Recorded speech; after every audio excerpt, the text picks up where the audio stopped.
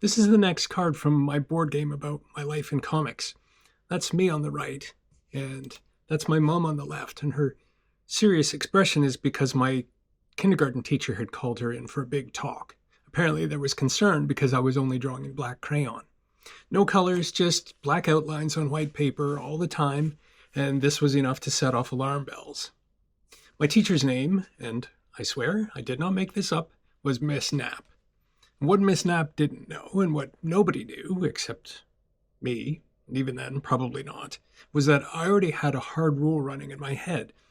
Outlines are in black. Color is for filling in. That's how newspaper comics worked. I'd absorbed it from the funny pages without anyone explaining it to me, and I was just applying it faithfully. I wasn't confused. I wasn't troubled. I was already, in my own 5-year-old way, making comics. This wasn't a cry for help. This was a tiny art director just doing his job. So, one of the things that look like quirks or fixations or weird little obsessions aren't warning signs at all.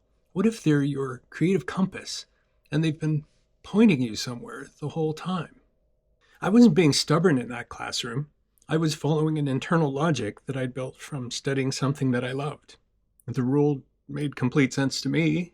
I was just at a stage in life where the assumption that rules are something grown-ups hand down to you. You don't get to have rules of your own yet. Miss Knapp saw a kid who wouldn't use the full crayon box, including those dodgy 1970s colors like flesh, which, good grief, what were they thinking? But what was actually happening was that this kid had quietly decided what kind of work he wanted to make. He just hadn't told anyone. Fast forward several decades, and a few years ago, I made a comic strip called Mars Holes. After a lifetime of drawing cartoon characters, I finally made my first proper comic strip. 4 panels, no big dramatic earth-shattering events, just an ongoing situation. A set of people in a shared predicament having low-stakes conversations, like Charlie Brown and Linus leaning on the wall, except on another planet. I made it entirely for myself because the idea made me unreasonably happy. I ended up printing copies, stapling them into little booklets, and selling them at zine fairs to strangers who'd read the title, snort, laugh, and hand me a tenner.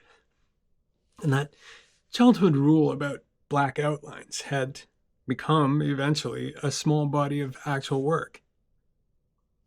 Now, here's something that most people misread.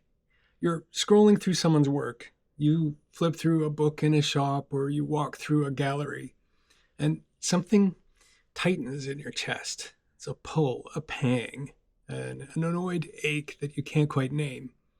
The feeling you file under jealousy or inadequacy and try to shove down.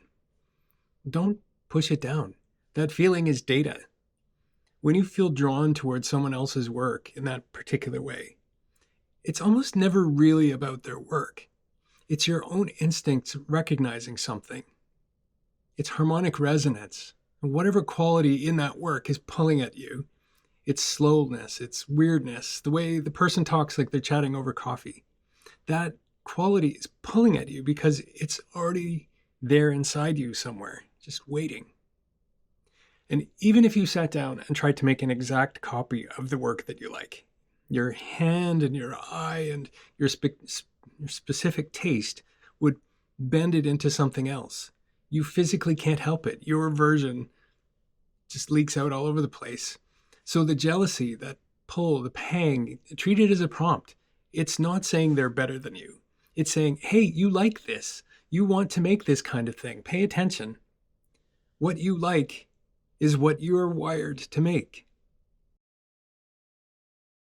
So here's a concrete exercise I call the input audit. Step 1, go through all the media you've saved, like bookmarks, screenshots, magazine cutouts, videos, articles you've had saved in Instapaper or Pocket for 6 months, books so stuffed with notes that they don't close anymore. Look through that whole pile and ask yourself one question. What does this tell me about myself? You didn't save those things randomly. Something in each one resonated, and that resonance came from inside you. So step 2 in the input audit is to pick one item that you really love and ask, what would my version of this look like? What's my black crayon here? Then create a quick project that will have you making your one of those. You already know what you want to make. The signal's been there for a long time, possibly since you were 5, sitting in a classroom while a teacher worried about your creative choices. So do the audit. Find your black crayon. Start there.